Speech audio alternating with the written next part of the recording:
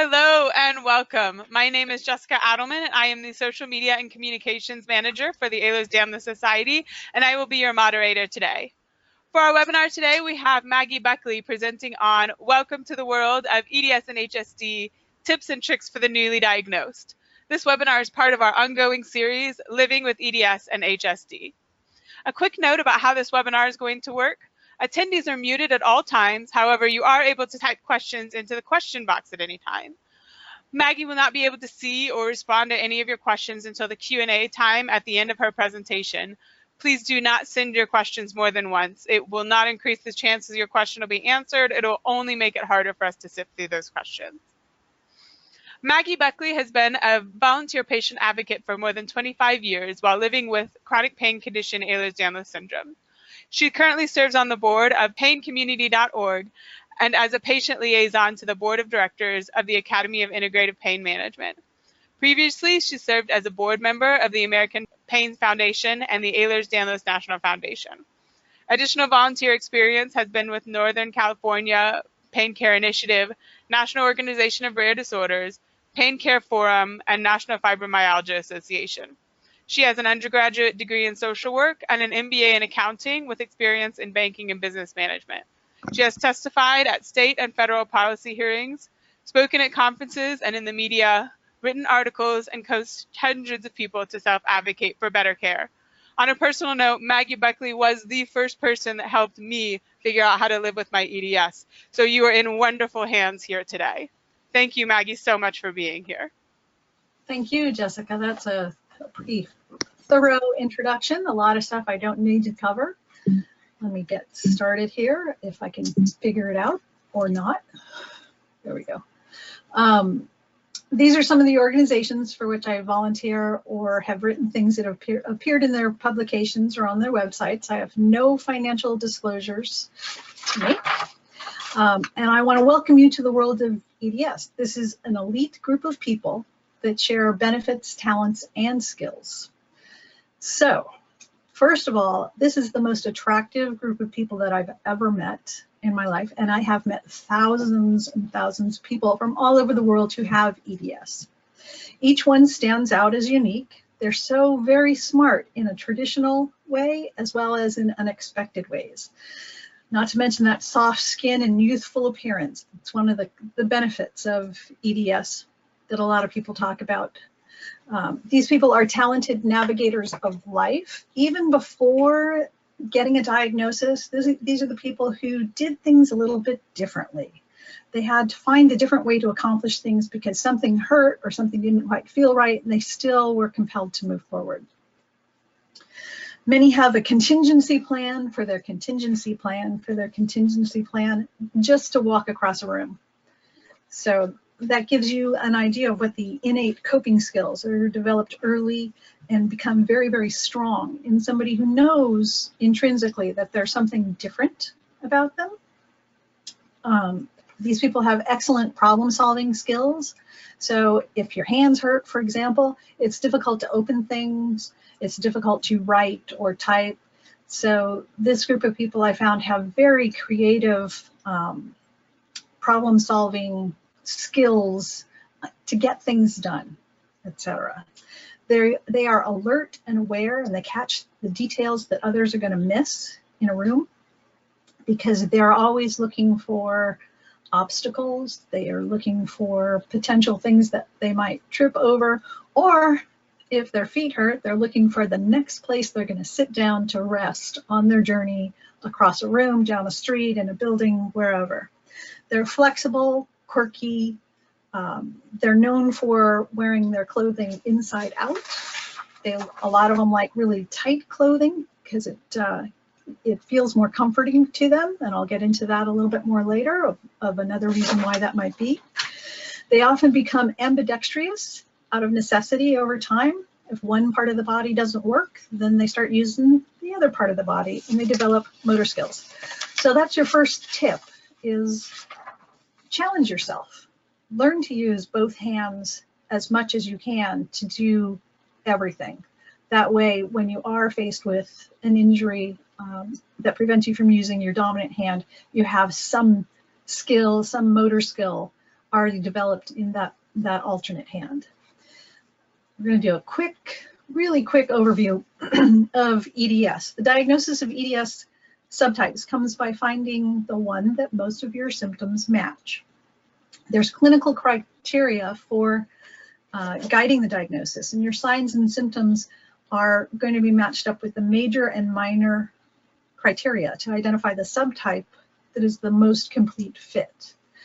There is substantial symptom overlap between the EDS subtypes and other connective tissue disorders, including hypermobility spectrum disorder. From here on out, I'm going to refer to Ehlers-Danlos syndrome as EDS and hypermobility spectrum disorders as HSD. If I happen to mention joint hypermobility later, I will probably say JH. Now you know what I'm talking about.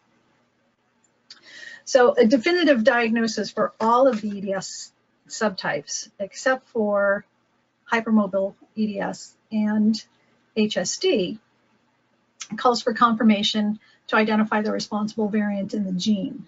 That is not available for HSD or for the hypermobile type. For the other types, it is, which is why most people think of going to a geneticist or getting genetic testing as being the way to confirm their diagnosis or get a diagnosis. The molecular testing results also provide the basis for genetic counseling for families, guidance on treatment options for ourselves, and helping to reach research goals. We still don't know what that gene is for the hypermobile type or for HSD, and its research is ongoing, so we're hopeful that in the next few years we'll identify some of the genetic defects. It's most likely that it will be multiple. We currently have 14 defined types. That might be a surprising number for some people who've done research online and just read the 2017 classification, which includes 13 types. So another one has been identified since that was published. And as we move forward, as they're identified, that number will continue to change. And that has historically been the case. So it doesn't mean that anybody knows less or knows more. I was diagnosed back in 1974 or 75, and at the time there were 18 different types of EDS. Some of those were spun off to be completely distinct disorders of their own. Others became the named types. There's been other revisions of the classifications, or the nosology, as it's called in research terms. So researching, learning as much as you can. Start with the Ehlers-Danlos.com website, which is noted on the bottom of that slide. All right, so Ehlers and Danlos are two people's names. So a lot of people wonder, why do we have this complicated name? And why is it so difficult to pronounce? Well, basically, EDS symptoms have been noted for millennia. So if you look at it in that context, you can see that Ehlers-Danlos isn't necessarily the worst name that we could have a condition known by. We could have been called Janssen van Meerkerens or Chernigovos, as they refer to it in Russia, etc. In 1936, Frederick Parks Weber suggested Ehlers-Danlos syndrome would be an appropriate name because of the 1901 and 1908 case studies presented by those two doctors, who both happen to be dermatologists, by the way. So to make sure people know what you're talking about and what you mean when you say Ehlers-Danlos syndrome or Ehlers-Danlos, always include the S for syndromes in there. And it is syndromes, and you'll notice that it is, you'll notice that it is not capitalized, and that's because Ehlers-Danlos syndrome is a group of conditions that share a core set of symptoms. It's the skin issues, the joint issues, and some of the vascular and organ issues. So all of the conditions that are in this group, in this bucket, share that core set, and because they share a core set of symptoms, they're known as a syndrome collectively, or syndromes collectively. So instead of writing just ED, make sure you leave that S on the end there. The international standard is to refer to it as EDS, and then whatever the named type is, classical, dermatosparaxis, arthrochalasia, hypermobile, etc. We no longer use the numbers. If somebody's using a number to describe Ehlers-Danlos syndrome, we know that they are not up to date, or we can infer that they're not up to date. The international standard is to refer to it as EDS. All related research papers must be published in English to be considered for inclusion in the International Coalition of Ehlers-Danlos Syndromes and Related Disorders body of work, as was published in 2017. That coalition continues to do literature reviews, updated articles, etc., on an ongoing basis. So even since that time in 2017, there have been dozens of articles published.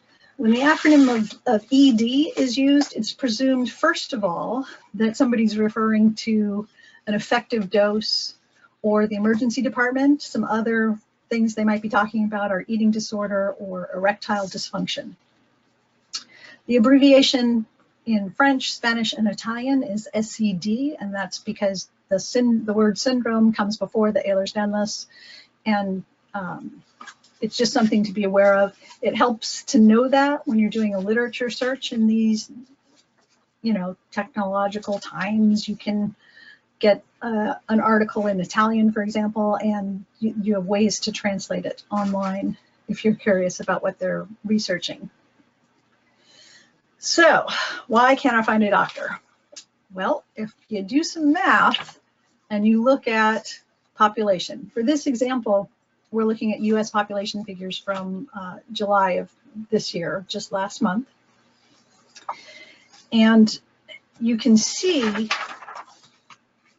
that depending on what the occurrence level of EDS is, it can really skew the numbers. So if we're looking at how many people in the United States actually have EDS, it's somewhere between 65,000 and 132,000, depending on if you're looking at 1 in 5,000 or 1 in 2,500 per the website and per the 2017 classification estimates on how often it's found. Compare that to the 970,000 physicians and surgeons, and you realize that each of those physicians or surgeons has only seen 7 to 15 EDS patients in their lifetime.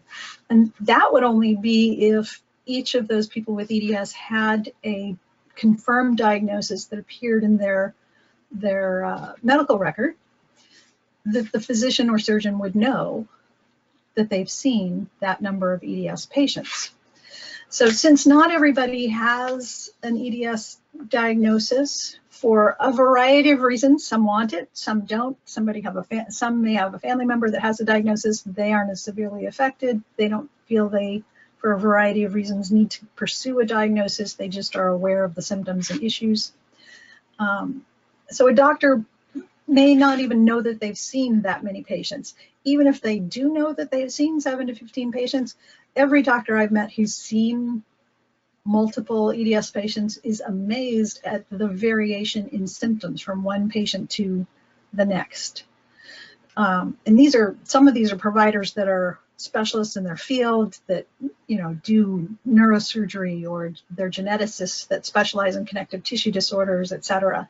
And without exception, they're all amazed that as soon as they think they've figured it out, nope, it's different. So back to finding a doctor. So the best doctor that you're looking for is someone who says, I don't know anything about EDS. Let's research it together. Let's try a few things, experiment, and they're going to be working with you. So before working with a new provider, you may want to contact them and ask them if they've even heard of EDS. You can contact them by phone, by email, or even an old-fashioned letter, letting them know what your concerns are or what your expectations are.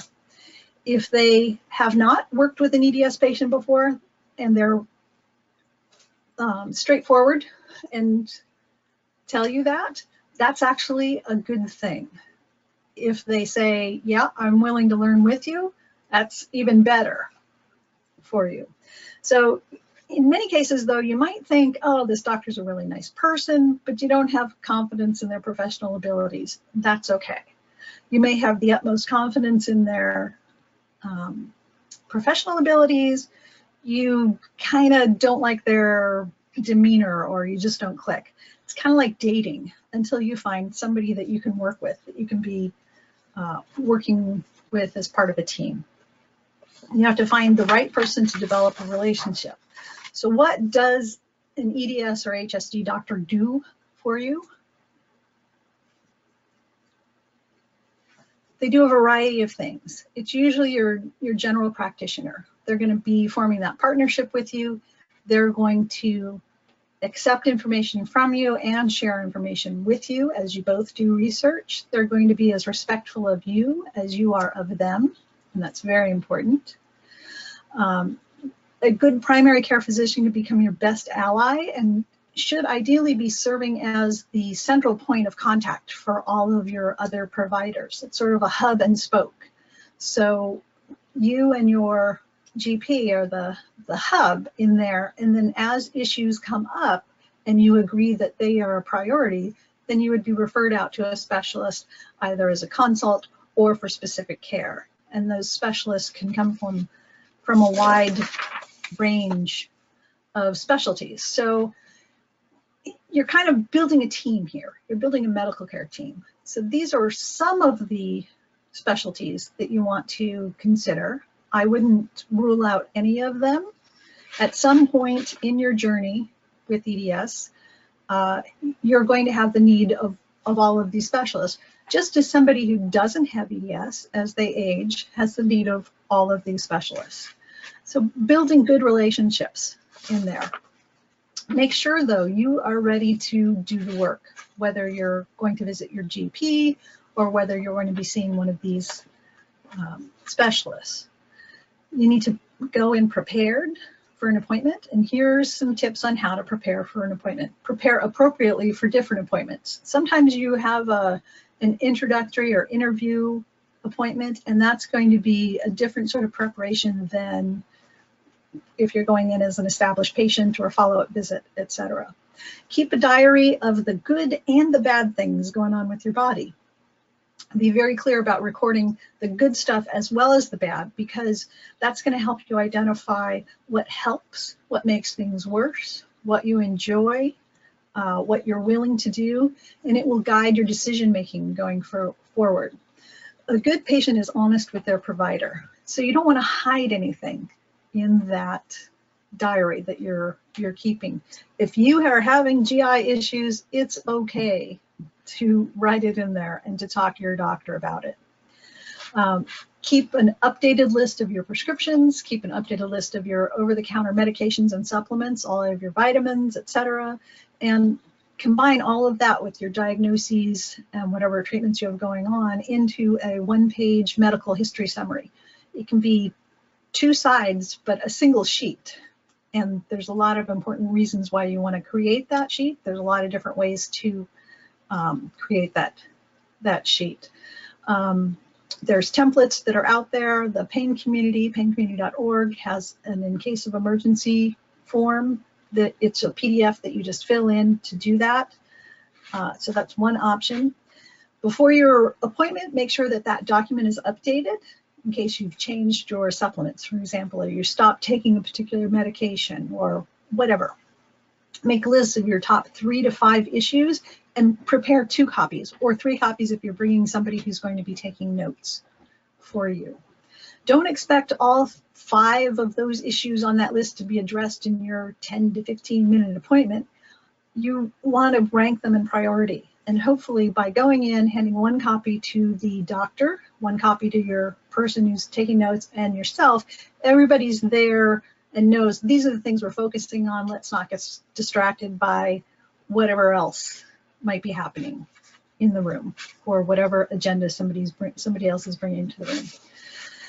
Manage your expectations in that way that you know you're not going to get everything done in one visit. Make your follow-up appointment before you leave as necessary. Make sure you get copies of your instructions for what to do or what the next steps are. You can take a crash course in anatomy on YouTube. I think it's youtube.com/crash course to communicate better about anatomy. Or you can pick up a copy of Gray's Anatomy. That would be the book, first published in 1858, not the TV show. It does come in coloring book versions, which are really great for teaching children how to talk about their body and what the names of different body types are. Learn the names of the things that are giving you problems so you can start to visualize what's going on inside of your body. It helps you to develop the communication skills, develop the right vocabulary to talk about those things. It expands your vocabulary as you think about different adjectives that might apply. You can describe it in colors, in vibrations, in all kinds of sensations. And that will mean that the answer that you give when you're asked, where does it hurt, will be very specific. Keep in mind that the stuff bothering you today is going to get sorted out, and there's going to be something else that's bothering you next week, next month, or next year. So whenever something new happens, I tell people, take a couple of deep breaths, 3 cleansing deep breaths, and then think about it for a moment in terms of Gray's Anatomy or the YouTube video, etc. Think about how you would describe it. Think about the different senses that are involved. Is there a color? Is there temperature change? Is it sharp? Is it stinging? Is it throbbing? How would you describe it before you move forward? Also think about, referring back to your symptom diary that you should be keeping. Think in terms of, has this ever happened before? And what did I do to help fix it? Was it heat? Was it ice? Was it elevating it? Was it distracting myself with an activity? Was it just taking a glass of water, sitting outside, cuddling the cat, whatever it might be? You have a lot of options. And then that's going to increase your flexibility. It'll make you more adaptable as you continue to build your tools, acknowledge your tools. You are your own experiment. You are your own experiment. Enjoy the challenge, document everything along the way, and continue to do research. When searching for new articles and information, include keywords relating to symptoms like chronic pain, GI pain, chronic illness. Consider leaving EDS or HSD off the list of search terms, and you will find a larger pool of information. Again, keep on with experimenting. Food and water, they are basic building blocks for life, for living. Many people with all of the types of EDS have GI issues. So you want to keep experimenting with what feels right. For some people with EDS, they can feel the food as it makes its way through their body. So for them, they might prefer a softer diet so that there's less awareness of where stuff is, less discomfort. You want to try and stick with the less processed food options. Less processing means that there's a higher nutritional value and lower additives that are potential irritants, which may trigger a mast cell response or some other allergic response or some other symptom going on in there. So fewer additives, no artificial sweeteners, they should definitely be avoided. I encourage all of you to seek out the presentation by Dr. Heidi Collins regarding GI issues on EDS at this year's conference, which was just last month. In her presentation, she refers to EDS patients as the canary in the coal mine, and what she's finding in her practice as a physician in rehab medicine and as a person who lives with Ehlers-Danlos syndrome and a parent of children with EDS, she is seeing more and more situations where a food or a food additive or processed food causes physical problems or physical symptoms with EDS patients first, and then the research bears out similar problems in a larger population sample, as we all see on the news. So You are also encouraged to limit carbonated, caffeinated, and alcoholic drinks. I know, it sounds like I'm telling you to have no fun. That's not the case. Trust me. You can still have chocolate in limited quantities, definitely. So dynamic balance is an important principle to embrace. Life is a dance. Dancers and athletes often describe their movement, their ability to movement, as dynamic balance. If there's two people that are dancing together, each one would fall if you just popped one person out of there, because they're both pulling, pushing, moving, and testing limits constantly. And those are all things that you need to do on your own. So the two dancing partners that you're controlling are your mind and your body. You get to know them individually and you get to know them together. Activities like mindfulness, modified, supervised yoga or Pilates, guided imagery exercises, Feldenkrais will help you develop a mind-body connection. Getting into the habit of doing a regular body scan, which is a very simple exercise. When you go to bed, you lie down in bed, you get yourself aligned, and then you take your mind on a tour of your body and pay attention to how things feel. Is it aligned comfortably? Is there any pain? Is anything warm or cold, etc., so that you can make small adjustments. That's a body scan exercise that a counselor or even a general practitioner can help guide you through, or a physical therapist, etc. So ask for that support. Managing your posture becomes very important. At the conference a couple weeks ago, Dr. Deepak Chopra reinforced this many, many times in his presentation. You want to hold your head back, because if you're holding it forward or leaning over, etc., it causes too much weight to be pulling it down, and it disrupts your shoulders, your neck, your back, your torso, etc. So working with a physical therapist, learning what the proper posture is, where your neck should be, where your head should be, will take stress off of these upper parts of your body. It will also help with headaches in there. Change positions often, lying down, sitting, standing, keep rotating in there. Don't sit at a desk for all 12 hours of the day, or sit in a recliner or on the sofa just watching TV and not moving. The more you move, the better off you'll be. The idea is you want to keep moving forward.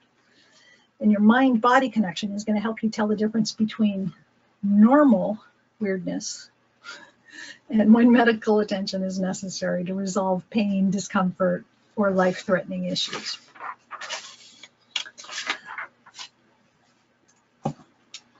Exercise. So pain, fatigue, and fear are common barriers to exercise. Advice from a physiotherapist or physical therapist and beliefs about the benefits of exercise influence the reported exercise behaviors of Ehlers-Danlos syndrome hypermobility type patients, according to a research article that was published last November 2017. So living with EDS and HSD of all types means that you're training for a marathon of life. And it also means relearning how to move your body. The way you've been moving up to the point where you get a diagnosis is just coping and avoiding pain or avoiding triggers or trying to just slog through. So now it's time to relearn what you're doing with the equipment.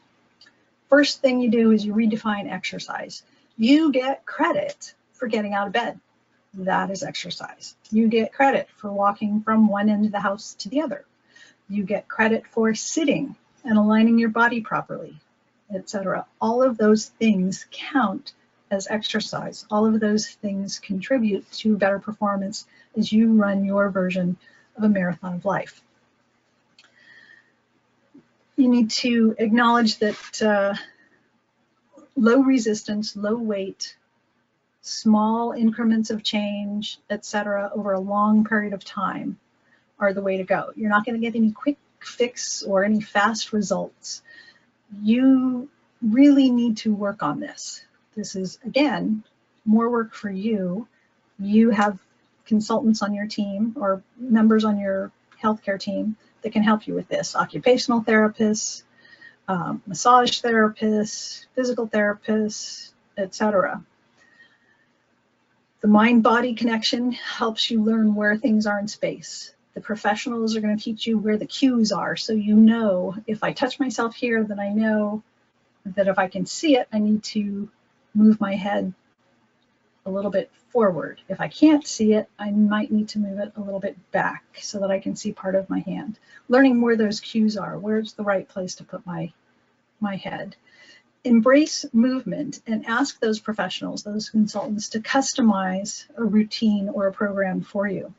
You need to understand the risks of deconditioning, because with Ehlers-Danlos syndrome, the connective tissue is what provides the elasticity. So when you grow, your bones grow first, your muscles grow last. Tendons and ligaments are meant to act like rubber bands to make up the difference in between. Unfortunately, when a connective tissue disorder is in play, the elasticity of those tendons and ligaments is compromised. And in some of the types of EDS, it's extremely compromised. So bracing or other supports are needed to stabilize the joint and make it possible for the muscle to gain any muscle tone and improve stability. In other types, it's simply a matter of a little bit of muscle tone will make all the difference in strength and stability, etc. You have to learn to listen to your body and figure out, do you need more or less activity to keep moving safely through your day? You need to learn what the normal range of motion is for you and what it is for other people. Oftentimes, I'll do yoga with somebody who does not have EDS and is not hypermobile, so that I can see what their end point is when they stretch. And their goal is to reach as far as they can. My goal is to mirror what they're doing and not move beyond what they have done. So that's one way to learn a normal range of motion in there. Avoid straining, which means holding your breath while you're lifting something or pushing something too hard or overexerting yourself or straining while in the bathroom, etc. All of those things are damaging to muscles. They could cause hernias, they could cause vessel ruptures, bruising, etc., internal issues, or it could do nothing. It's just better, safer to early on get in the habit of avoiding straining and understanding that there's always this possibility, admittedly a low risk for most of us, but there is a possibility of issues happening. And it's important to note that that's a common issue for people as they age. You want to protect your joints. So avoid doing circus tricks. If you feel the need to document your hypermobility, take photos and or a video and keep that. Then stop the performance. Use orthotics, braces, supports, etc. Figure out which clothing is most comfortable, which joints need more support, which braces are most comfortable. Any of the people with EDS that you meet, from all of the different types, as you meet them over time, you'll find that most of them travel with a collection of braces, supports, compression garments, etc., just in case. So it's like a rotating thing. I have met someone who had her braces and everything hanging up in a spare room closet. They were organized, some of them were in drawers and things, so that she knew, okay, I have an ankle issue. How bad is my ankle issue? Do I need a boot, or will an ace bandage little sock thing cover it? Or will compression stockings do it to get me through my day, etc. Shoes. They're the basis for support. Most people with EDS and HSD have floppy feet that need extra support. A lot of them have high arches that then collapse when they're weight bearing. So that causes pain every time they're up and down. And what that means is no flip-flops.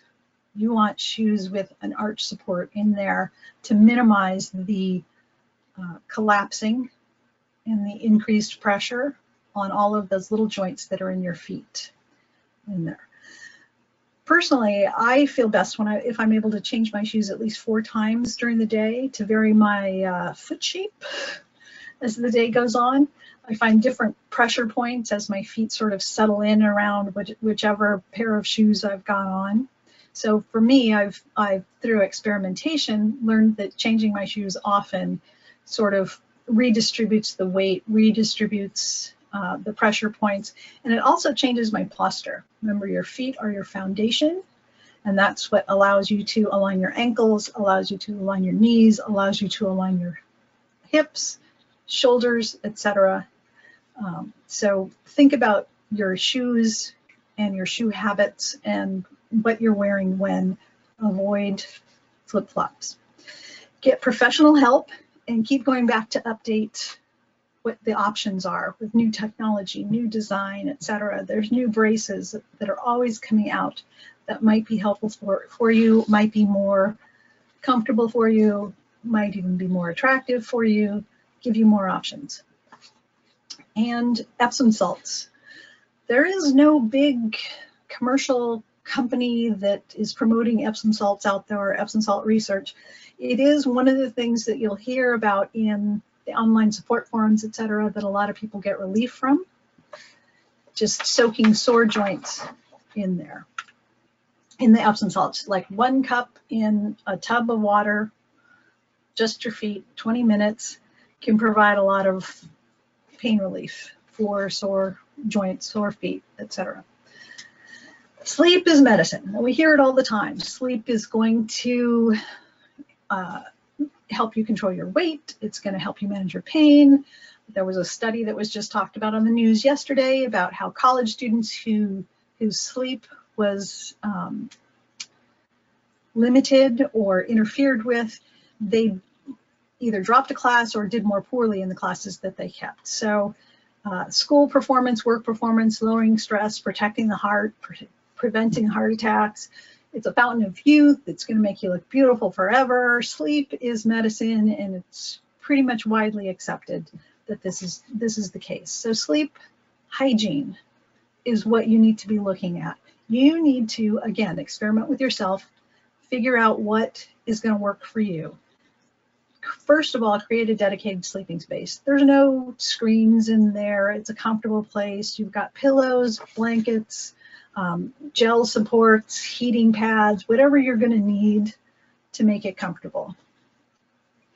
Next, you want to set a sleep schedule, and you want to stick to it no matter what. Always go to bed at the same time, always get up at the same time.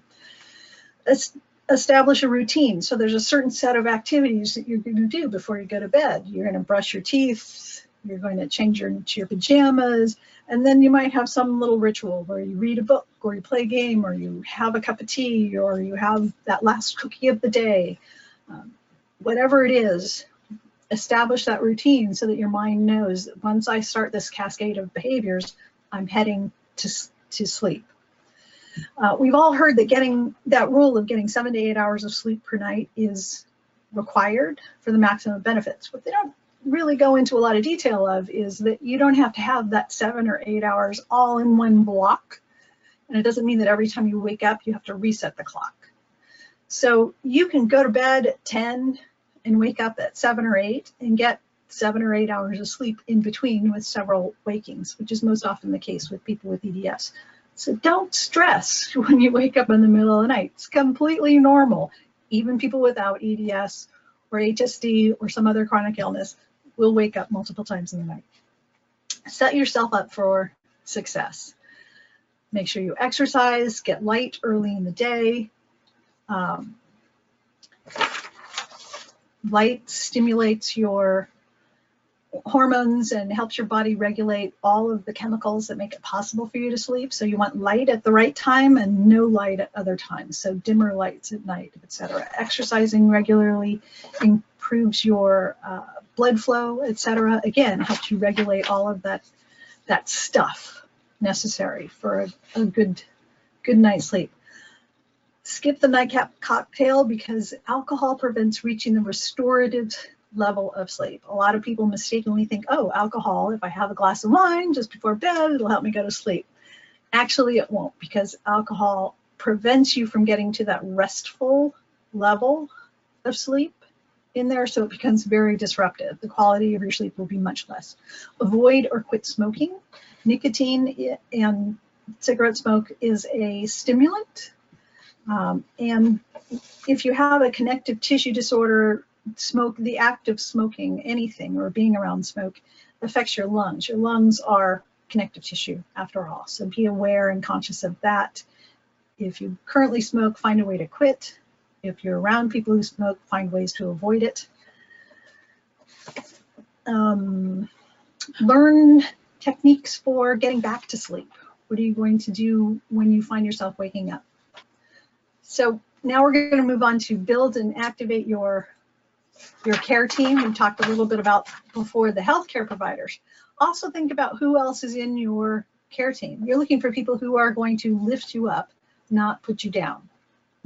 That includes your caregivers, your support network, services. It could be the delivery, grocery delivery service, or the UPS guy that brings your Amazon orders, your pets. You are part of your care team, friends, family. Find ways to keep in touch in person, interact with people on the phone, text, email. I have a lot of friends in the EDS community, and one of the things that I love most is the random text that I get from some of those friends. It really brightens my day, and I do the same for them. Patient portal messages to your providers. Now with electronic medical records, we're able to send emails to our doctors. We don't always have to write them a letter or send them a phone call. We can keep them updated what's going on. Give them an update of, oh, you had me try this. This is how it's working out. I know I've got 3 more weeks. This was really interesting to me, so I wanted to share that with you. Check in with yourself daily and make your emotional climate a priority. You want to continue to maintain and develop healthy, worthwhile relationships with other people and with yourself. So what you're trying to do is avoid isolation. Sure, you need to take care of yourself. You need to be with yourself and do all that mind-body stuff. You also want to avoid isolation, because isolation sort of amplifies all the negative stuff going on, and that can lead to a more restricted life, which will conflict with creating a positive, valued image of yourself. Ways to cope. Mental health care is something that is just as important as your physical health.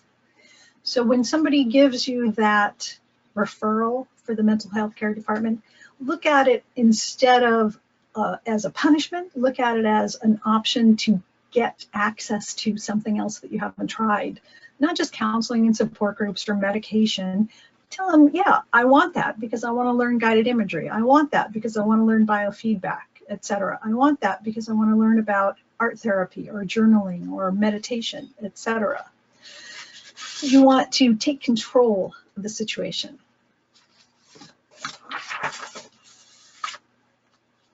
Focusing on control is very important. You get to control what you eat, you get to control when you take your meds, and you get to control who you spend time with and how much time you spend with them. Hopefully that they are supportive individuals. Hopefully you'll find some new passions along the way, some new activities or things you can enjoy. Be open to trying new things. Be adaptable. Again, redefine what a productive member of society looks like into something that you are comfortable with. You're capable of so much here. And as I said earlier, people with EDS and HSD that I've met are some of the most intelligent and most attractive people in the world. You want to be with them because they think differently. You enjoy being with them. You enjoy looking at their faces. You enjoy communicating with them. So reach out to other people with chronic illnesses, etc. Think about what your role is and what you bring to the relationship. you can invite people to help you in creative ways. For example, that symptom journal we talked about earlier maybe is easier if a friend or a partner or a family member interviews you once a day and they record the data in a notebook or a spreadsheet or whatever. If that friend is a math whiz or an engineer, they may enjoy creating a personalized spreadsheet for you from which you can generate all kinds of graphs, or they might, that might be something they do for fun. You both win because you maintain an intimate relationship in there. You're giving them something tangible that they can do to support you. And that's very important in keeping people in your life. So we're nearing the end here, I promise. Keep in mind that the emergency department, the ED, their team has a specific job, and that is just to stabilize you and move you on to your regular doctor or to the inpatient hospital team. Make sure that before you go to the emergency room, you are managing your expectations. You do not expect them to fix or solve something all at once. They're not going to diagnose something. They aren't going to cure whatever it is. It's very unlikely. Know when to go. Don't use the emergency department as your primary healthcare portal. It's some place to go when you're experiencing something life-threatening, like a heart attack or a stroke. You need to have broken bones set or dislocation reduced. In the EDS population and HSD populations, there are joint dislocations, joint subluxations. You need to learn the difference between them and when to ask for help. You need to, if something's bleeding and it needs to be stitched up, you have to be prepared to go in and get the stitches. So along the way, part of your journey is figuring out wound healing, wound closing techniques that are going to work with you and your fragile EDS skin. Stitches don't work on everybody. Staples don't work on everybody. Glue doesn't work on everybody. Everyone's got their own combination of multiple things that will work. So again, it's your own experiment. Have your medical summary with you so that you're prepared in there. Your safety preparedness advice is to get a go bag ready ahead of time and identify 3 people who could accompany you to take notes and advocate for you if necessary. Make sure they know where your medical summary is. You've got your 1-page medical summary, your insurance card, your overnight needs, and any comfort items, braces, pillows, blankets, whatever it is that you're going to need for a couple of hours or overnight. Seek legal advice on medical directives and decision-making options that are relevant to where you live, state, country, etc. Consider a medical alert option. Keep in mind that first responders are trained to look first on the wrist, second on the neck for a necklace. If they're coming to your house, the next place they'll look is your refrigerator. So keep an envelope on your refrigerator with a magnet that has your 1-page medical summary there, just in case that would be happening. If you're not at home, the next place they're going to look is your wallet or your handbag or whatever. Again, 1-page medical summary right there, obvious, easy for them to find. After they look in those places, they will then look at your phone. There are a lot of apps and a lot of options to keep information there. So explore that. Get copies of your medical records and stay up to date in there. Most importantly, live life.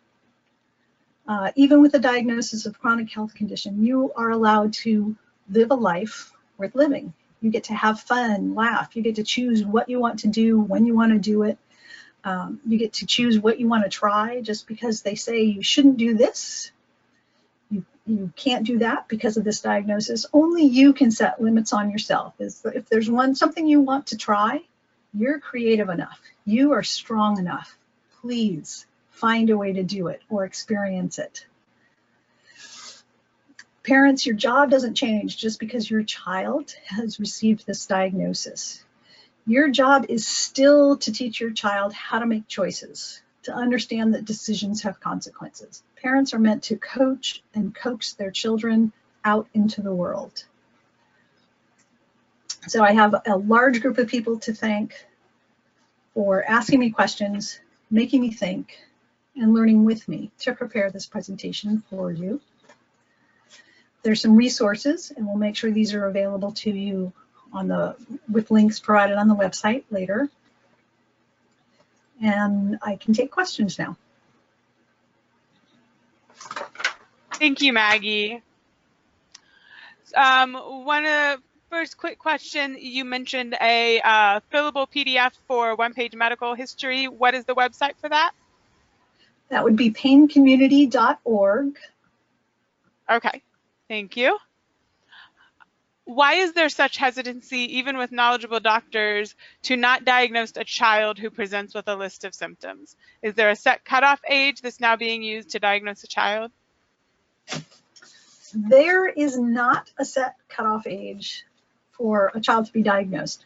Children physically, even if they don't have EDS, will be hypermobile and will have very soft skin up to a certain age. And that age could vary from 5 to 15. So that would be why a doctor would be hesitant to provide that diagnosis, etc. If there's a specific symptom or a specific injury that needs to be addressed, then they would be managing that symptom or that injury, just as they would with somebody with the diagnosis. The primary course of treatment is currently to manage each injury and manage each symptom as it appears. I think I have EDS hypermobility. I don't yet have a diagnosis. Can I still have it if, to my knowledge, neither of my parents have it? Yes, and there's more information on Ehlers-Danlos.com with the diagnostic criteria and diagnostic explanations of HSD and EDS. So your parents may not have a diagnosis for multiple reasons. They may have symptoms that are so mild it's never caused them problems. They've adapted early on in life, and by the time you get to know them, they've had decades to find their way, figure it out. Remember, this is a smart group of people. There's also the possibility that there could be a genetic mutation, a spontaneous mutation in there. There's lots of different reasons. So there is information out there on the website that explains the diagnostic criteria, etc. It's unlikely because of the diagnostic checklist, and it lists specific things such as a first-degree relative who has the diagnosis as one of the diagnostic criteria, and that has to do with research and identifying the gene, etc. So you could just be labeled as hypermobility spectrum disorder. It doesn't mean that your symptoms are any less important or any specific treatment is needed or wouldn't be provided to you. My daughter has recently been diagnosed with hypermobile EDS and has terrible back problems. Are back problems normal for EDS? Back problems are normal for everyone who goes through aging, and back problems are normal for people who have deconditioned core muscles, core support, as well as normal life events. If you have gone through childbearing, you're more likely to have back problems. If you have been active as an athlete in childhood, teens, or 20s and then suddenly stopped, you're more likely to have back problems, etc. Back problems in and of themselves are not a specific symptom of Ehlers-Danlos syndrome. What is the difference between a subluxation and a dislocation, and can ribs come out of place? Some places say ribs can dislocate, some places say they can't. So clear that up for us. Oh, well, first of all, I'm not a doctor. I have an undergraduate degree in social work and I have an MBA in accounting. I do have 56 years experience of living in a body with hypermobile Ehlers-Danlos syndrome, and I have experienced both dislocations and subluxations. So from a patient perspective, I can tell you I have learned that a dislocation is when the joint completely comes apart. My shoulder, for example, the upper part of the bone here came out and got stuck behind. I can't get it back in on my own. The joint is, I'm unable to use it in a dislocation, the full dislocation. In a subluxation, it slides out. Usually on this shoulder, it slides down or forward a little bit. And if I shrug and move it around or rub it, etc., I can get it back to someplace comfortable. It doesn't mean the surrounding tissue is any less sore or uncomfortable. It doesn't mean that one is easier to recover from. I don't think either one is easy to recover from. So typically with a dislocation, you would be going to the emergency room because you need somebody else to pull you apart and put you back together and then stabilize the joint while it heals and then refer you back out to orthopedics and physical therapy. With a subluxation, you may or may not go to the emergency room. By the time you get there, it's probably slid back closer to where it belongs. You can still use your hands, your arms. The rib dislocations, I've never experienced a rib dislocation. I have experienced costochondritis, which is where the ribs are stressed or stretched against the sternum, so they don't feel right. It interferes with breathing. It is quite painful, etc. I've also experienced subluxation of ribs at the spine on the back. Similarly, very uncomfortable, very difficult to breathe. I'm not a doctor. I haven't heard of a dislocation of a rib that is similar to what I described with the shoulder, which has happened with my knee. My personal experience with ribs has just been the costochondritis and the subluxations. They do sort of roll around, you know, and even sitting back like that, I can feel them moving around. I don't know. How do you deal with people who are unreceptive or dismissive of your symptoms, especially if they kind of have a stake in your well-being? At a certain point, people don't want to hear all the bad stuff. They want to know how they can help you. They're looking for a win. So you need to give them a win before you can get them on your team. For example, if I just talk to a friend only when something hurts and I'm complaining and I'm always saying, no, I'm not able to go out with you to do that. No, that activity is going to be too strenuous. No, I can't go dancing because I'm going to injure myself or I'm afraid or whatever. They are eventually going to either stop talking to you or get angry or try and force you to do things. So then you're in this antagonistic relationship, fighting against one another. You want to find ways that you can work together. Talk to them about things, not necessarily talk to them about what's going on with you. Talk to them about specific activities. I want to do this with you because I feel supported, because it's something we both enjoy, etc. A lot of times when people feel like, oh, I've got this new weird diagnosis, I have to learn everything about it and I have to explain everything to everybody else. You're going to overload people around you with information. So starting with as little information as possible. I have a genetic connective tissue disorder. It causes me chronic pain. Sometimes I'm not able to complete projects. I appreciate your patience. Then they might ask, what is that condition? Ehlers-Danlos syndrome. Then they might ask for more information. When they're ready for more information, typically they ask for more information. The more information you push on them without them being ready to receive it, the more likely you are to push them, to feel like you are pushing them away.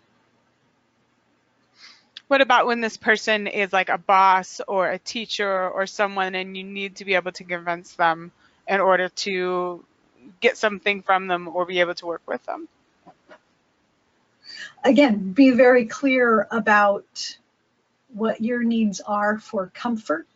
Be very specific about what they could provide. Set them up for a win. Let them experience success. But I have never been successful in providing an employer with a complete medical history or a complete explanation and saying, I have this thing, therefore I need a specialized chair and I need a little stool for my feet and I have to take a break every 45 minutes to walk around for 15 minutes and on my lunch hour I'm going to be on a yoga mat lying down doing my back exercises and in my afternoon break I'm going to be out in my van taking a nap for 30 minutes. Then the new employer is going to be like, what have I gotten myself into? Instead, say, you know, I have this thing. I found ways to take care of myself. And when I need your help, I will let you know what specifically you can do to support me or help me out. We have time for about one more question. When you're diagnosed with a genetic disorder, that usually means it runs in your family. How do you talk to family members who you think might have EDS but seem a little unreceptive to that?